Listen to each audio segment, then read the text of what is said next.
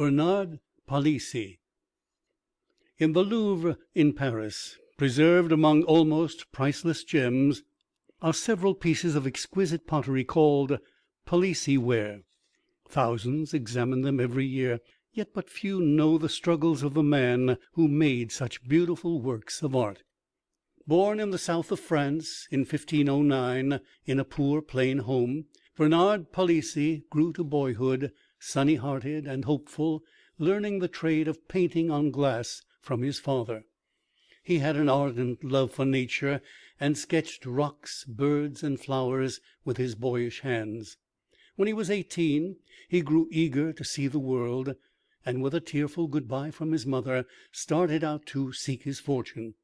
For 10 years he traveled from town to town, now painting on glass for some rich lord, and now sketching for a peasant family in return for food. Meantime he made notes about vegetation and the forming of crystals in the mountains of Auvergne, showing that he was an uncommon boy. Finally, like other young people, he fell in love, and was married at 28. He could not travel about the country now, so he settled in the little town of Sens. And then a baby came into their humble home.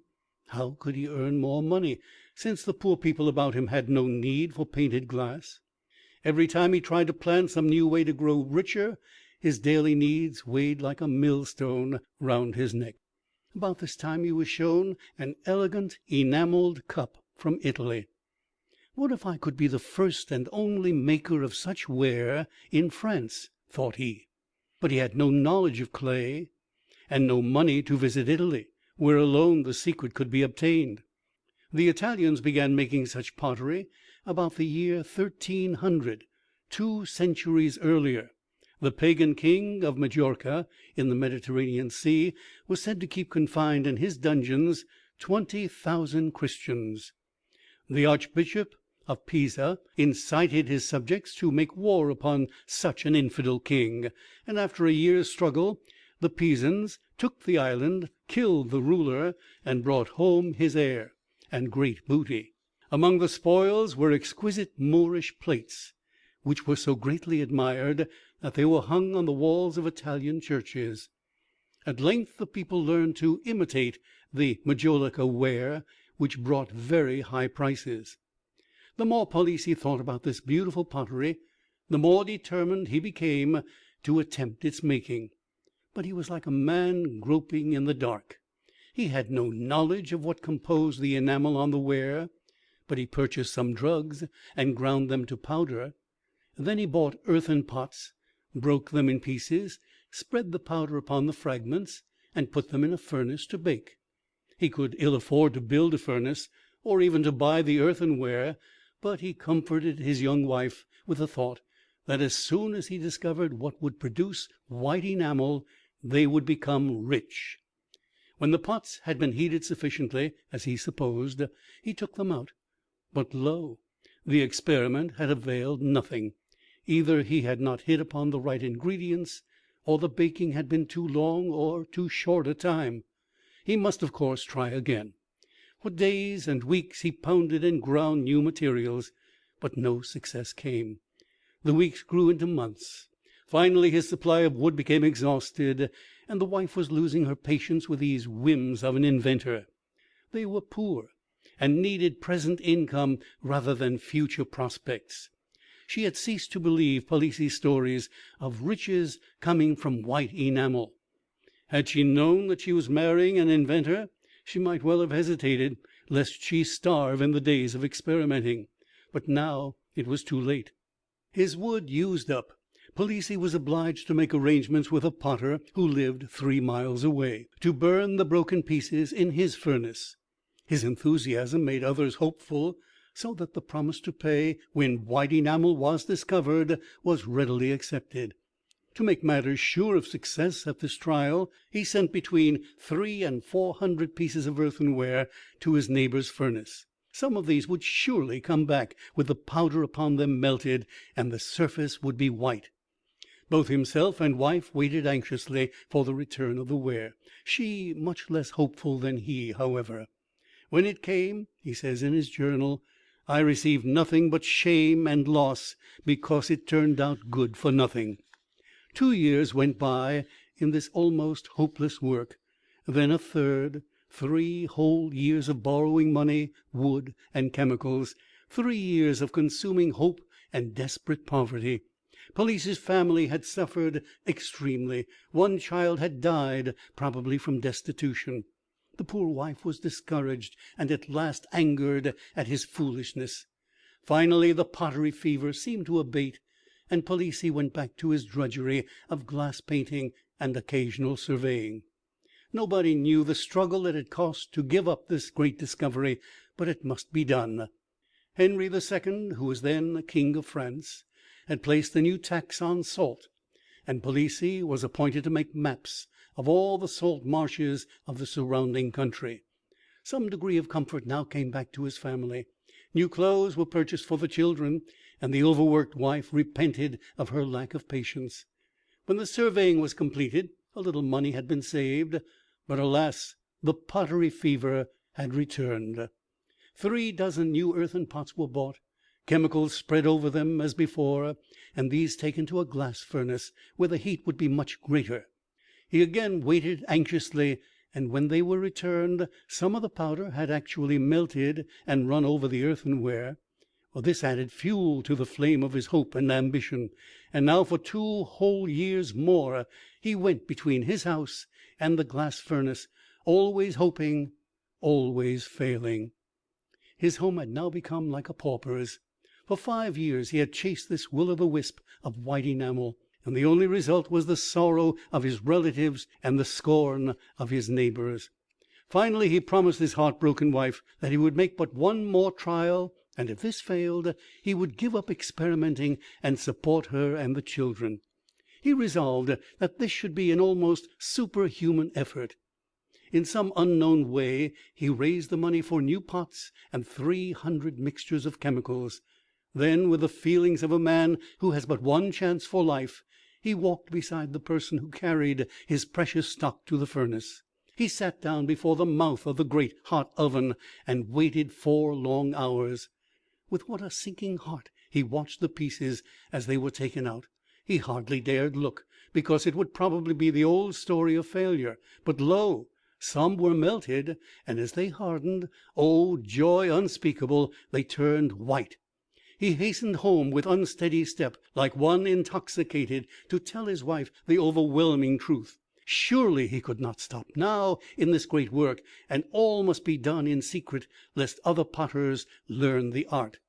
Fears no doubt mingled with the new-born hopes of Mrs. Palissy, for there was no regular work before her husband, and no steady income for hungry little mouths. Besides, he must needs build a furnace in the shed adjoining their home. But how could he obtain the money? Going to the brickyard, he pledged some of the funds he hoped to receive in the future, and brought home the bricks upon his back. Then he spent 7 long months experimenting in clay vessels, that he might get the best shapes and quality to take the enamel. For another month, from early morning till late at night, he pounded his preparations of tin, lead, iron, and copper, and mixed them, as he hoped, in proper proportions. When his furnace was ready, he put in his clay pots and seated himself before the mouth. All day and all night he fed the fire, his little children bringing him soup, which was all the food the house afforded. A second day and night he watched the results eagerly, but the enamel did not melt. Covered with perspiration and faint from loss of sleep and food, with the desperation of hope that is akin to despair, for 6 days and 6 nights, catching scarcely a moment of sleep, he watched the earthen pots. But still the enamel did not melt. At last, thinking that his proportions in his mixtures might have been wrong, he began once more to pound and grind the materials, without letting his furnace cool. His clay vessels, which he had spent 7 months in making, were also useless, so he hastened to the shops and bought new ones. The family was now nearly frantic with poverty and the pottery madness of the father. To make matters quite unbearable, the wood had given out, and the furnace fires must not stop. Almost wild with hope deferred and the necessities of life pressing upon him, Palissy tore up the fence about his garden and thrust it into the furnace mouth. Still the enamel did not melt. He rushed into the house and began breaking up the table and chairs for fuel. His wife and children were horrified. They ran through the streets, crying out that Palissy was tearing the house down and had become crazy. The neighbors gathered and begged him to desist, but all to no purpose. He tore up the floors of the house and threw them in. The town jeered at him and said, "It is right that he die of hunger, seeing that he has left off following his trade." He was exhausted and dried up by the heat of the furnace, but still he could not yield. Finally the enamel melted, but now he was more crazy than before. He must go forward, come what might. With his family nearer than ever to starvation, he hired an assistant potter, promising the old promise to pay when the discovery had been perfected. The town of Sens must have become familiar with that promise. An innkeeper boarded the potter for 6 months and charged it to Palissy, to be paid, like all the other bills, in the future. Probably Mrs. Palissy did not wish to board the assistant, even had she possessed the necessary food. At the end of the 6 months the potter departed, receiving as pay nearly all of Palissy's wearing apparel, which probably was scarcely worth carrying away. He now felt obliged to build an improved furnace, tearing down the old one to recover the bricks, nearly turned to stone by the intense heat. His hands were fearfully bruised and cut in the work. He begged and borrowed more money, and once more started his furnace, with the boast that this time he would draw 300 or 400 francs from it. When the ware was drawn out, the creditors came, eager for their share, but alas, there was no share for them. The mortar had been full of flints, which adhered to the vessels, and Palissy broke the spoiled lot in pieces. The neighbors called him a fool. The wife joined in the maledictions, and who could blame her? Under all this disappointment, his spirit gave way, and he fled to his chamber and threw himself upon the bed.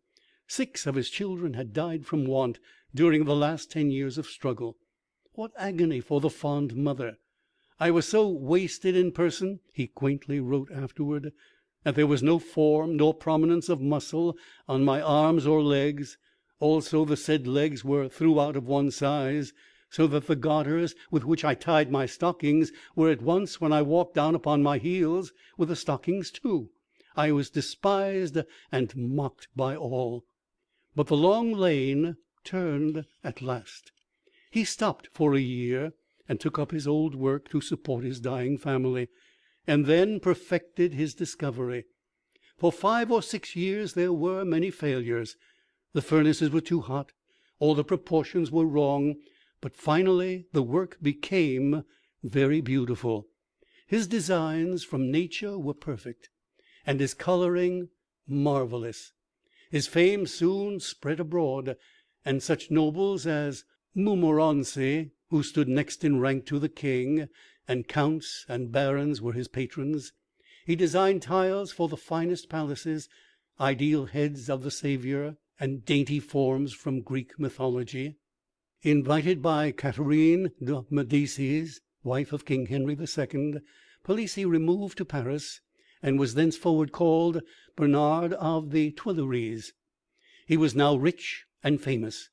What a change from that day when his half-starved wife and children fled along the streets of Saintes, their furniture broken up for furnace fires.